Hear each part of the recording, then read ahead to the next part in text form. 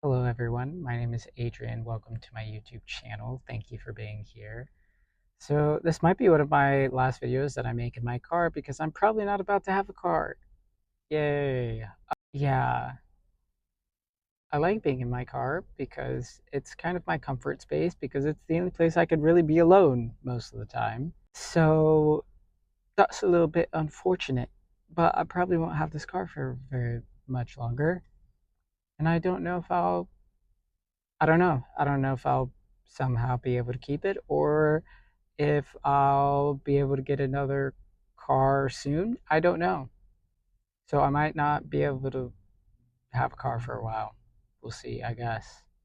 We'll see what unfolds. Anyway, I want to talk about internalizing things, like the ability to internalize things in general, but also with things like neurodivergence, specifically, of being to internalize certain parts of your experience and whether or not that actually makes you better off or not. Like, do the pros of having that ability of being able to internalize things outweigh the cons? What do we think? I don't know, because ultimately I don't feel like it's that great. It doesn't really feel good to internalize things, to like hold in, to be holding yourself back all the time, to be holding in what you're truly feeling because of what other people might think. Things like holding in how upset something is making you, how uncomfortable you are with something, like, you know, sensory issues, for example, being able to hold that in and not show that you're very uncomfortable in the moment, or and then in general, like being able to internalize a lot of emotions that you might feel. Ultimately, I just don't think that it's that great. Like, yeah, it might save you from becoming some kind of spectacle to other people, or like making other people uncomfortable, which of course you also usually people want to avoid that because that's uncomfortable as well. And so sometimes you wonder, like, am I really better off though being able to do that, to hold things in? Like, because sometimes it's like, shit, at least if I got it out, if I was able to get it out, to actually emote, like, I would probably feel better, like, inside, of being able to get that out. But I've held it in because of the relationship with other people. And ultimately, I think probably in the long run, I imagine it's pretty damaging to internalize things so much. And I also think about things like PDA within neurodivergence, I guess.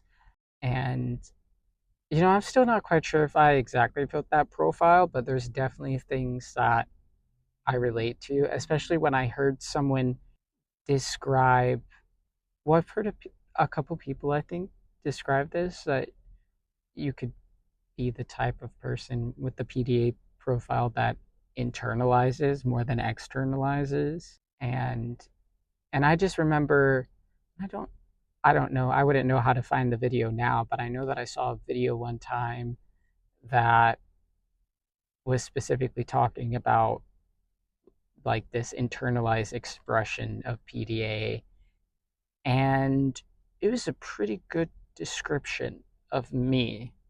And so I was like, maybe I fit this profile more than I initially thought. But yeah, I just think it's very heavy to do that all the time, to internalize things, to hold things in, because it doesn't mean that you're not still feeling really bad, that you're not still having, just because you're not outwardly showing something doesn't mean that you're not still feeling it. And so, I mean, it's another one of those things that can contribute to just having your struggles be kind of invisible to anyone else, because if you can just look like not much is going on the outside, people don't know how difficult it is, even though like you can really be feeling a lot. Like there could be a lot of inner turmoil in a lot of situations and a lot of different points in your life, and it's like people don't know. And it's hard to express that you have certain struggles when other people don't see it. And so there's that element of it too. Like is it really worth it? Is it really better to be able to have that ability? Because now you can't even express your pain and struggles to other people, because a lot of the times if people are like they don't see it, then they act like it doesn't exist, and that is not a good feeling. It's not a good feeling, especially because I mean, and if you are the type of person who internalizes, I mean, you're obviously trying to keep it in. And so it probably took a lot to be able to be vulnerable with other people and to express certain struggles. And then, so to have someone just shut it down because they're like, oh, I don't see it, it doesn't exist, that feels really bad. And so, this is why I just wanted to talk about this. I wrote down this question. I've been trying to write down video ideas, and I'm trying not to work so hard to put in so much effort and to script things and feel like I have to do things perfectly. And I'm trying to practice being able to do things more in the moment. I tend to find it difficult, but I'm doing, at least I'm giving myself an idea, and maybe it not might not be as good as what I might come up with if I really took the time and like wrote down and actually organized my thoughts, because I guess that's my worry, because the way that the way that I speak sometimes can sometimes go really like all over the place, and I'm like, oh, I don't know if that makes for a good video, because I don't know that everybody follows me. But anyway, yeah, I guess that's what I've been trying to do. Just trying to. So that was. See, here I am getting off the point again. I don't even remember what initially I was saying.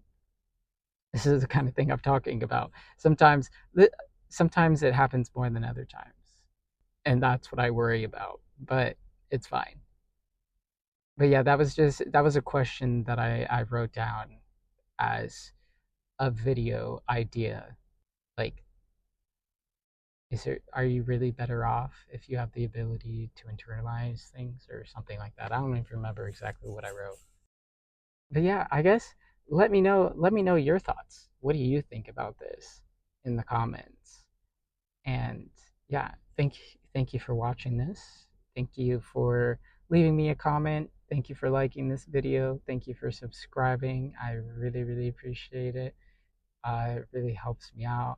I'm trying to grow my YouTube channel. I think that would be really cool. I would love that. I'd love to be able to monetize this platform, because I've really been needing a change, and I would like to create more sustainable ways of making money for myself.